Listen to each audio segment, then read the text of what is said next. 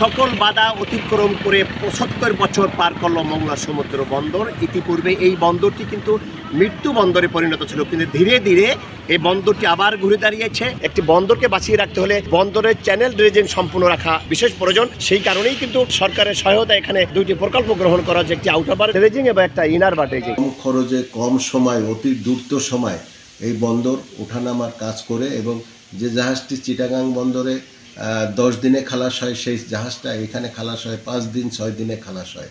তো এই দ্রুততমায় খালাস করলে একটা জাহাজে অনেক অনেক ডলার বাংলাদেশের সচ্ছয় হয়। মংলা বন্দর উন্নয়নের জন্য আরও বেশ কয়েকটি প্রকল্প গ্রহণ করা হয়েছে, যে প্রকল্পগুলো এখন বর্তমানে চলমান আছে। বর্তমান সরকারের প্রচেষ্টায় এই মংলা বন্দরে 1538 কোটি টাকার একটি বড় মেগা প্রকল্প গ্রহণ করা হয়েছে। স্বল্প দিনের মধ্যেই কিন্তু এই প্রকল্পের কার্যক্রম শুরু করা হবে। আমাদের যে প্রজেক্টগুলো চালু আছে, এই প্রজেক্টগুলোর কাজ সম্পূর্ণ হলে আমাদের যে বর্তমান যে ফ্যাসিলিটিসগুলো রয়েছে এটা বহুগুণ বৃদ্ধি পাবে। চলতি অর্থ বছরের এই 6 মাসে প্রায় 50 লক্ষ মেট্রিক টন পণ্য এখান থেকে খালাস করা হয়েছে। 3.5 শতাধিক পণ্যবাহী জাহাজ এখানে নোঙ্গর করে পণ্য খালাস করে আবার চলে গেছে। এছাড়াও বিদেশি জাহাজ, কন্টেইনার হেল্ডিং এবং অন্যান্য পণ্য কিন্তু মংলা বন্দর দিয়ে খালাস করা হয়েছে। মংলা বন্দরের বর্তমান যে চিত্র আজ আমরা দেখেছি, সেটি দীর্ঘ দিনের উন্নয়ন পরিকল্পনা, সরকারের সদয় সিদ্ধান্ত এবং অনুমোদন এবং সুষ্ঠু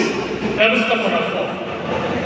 এরই ধারাবাহিকতায় বন্দরের সক্ষমতাকে আরও বৃদ্ধি করার লক্ষ্যে বর্তমানে বিবিধ উন্নয়ন প্রকল্প চলমান রয়েছে। ব্যবসায়ীরা যদি এই মংলা বন্দর ব্যবহার করা বেশি বেশি আগ্রহ প্রকাশ করে, কারণ মংলা বন্দরের সুবিধাতে এখানে রেলপথ, সড়কপথ এবং নৌপথ সকল কিছুই সচল রয়েছে। মংলা বন্দরে থেকে যে বিদেশি পণ্যগুলো এখানে আমদানি করা হয়, সেই পণ্যগুলো এখান থেকে নিয়ে দেশের বিভিন্ন অঞ্চলে নিতে 4.5 থেকে 5 ঘন্টা সময় এখান থেকে লাগছে না। সরকারের যে প্রকল্পগুলো গ্রহণ করা আছে, এই প্রকল্পগুলো যদি সমাপ্ত করা হয় এবং ব্যবসায়ীরা যদি মংলা বন্দর ব্যবহারে আগ্রহ প্রকাশ করে, তবে এই বন্দরটি একসময় ব্যবসায়ী বান্ধব এবং আন্তর্জাতিক বন্দরে রূপান্তরিত হবে, এমনটি জানিয়েছে মংলা বন্দর কর্তৃপক্ষ।